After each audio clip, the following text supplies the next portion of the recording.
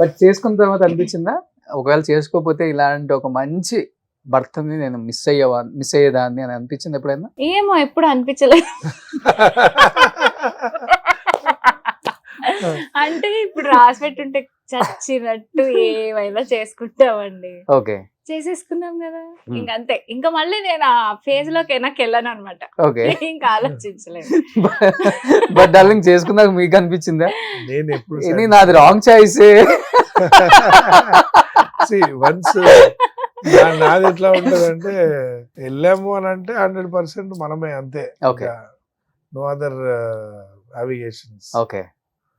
Super. శ్రీరామచంద్రుడు తిన shootings కి అప్పుడప్పుడు వెళ్తూ ఉంటాను సార్ నేను. ఎంత బాగుంటుందంటే atmosphere, because they were so many clothes, they have to.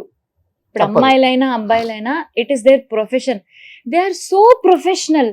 ఎంత బాగుంటారు సార్ వాళ్ళు, ఎంత ఫ్రెండ్లీగా ఉంటారు. ఒక అంటే చెడు చూపు ఉండదు, ఒక నెగటివ్ వైబ్రేషన్స్ ఉండవు ఆ షూటింగ్ లో.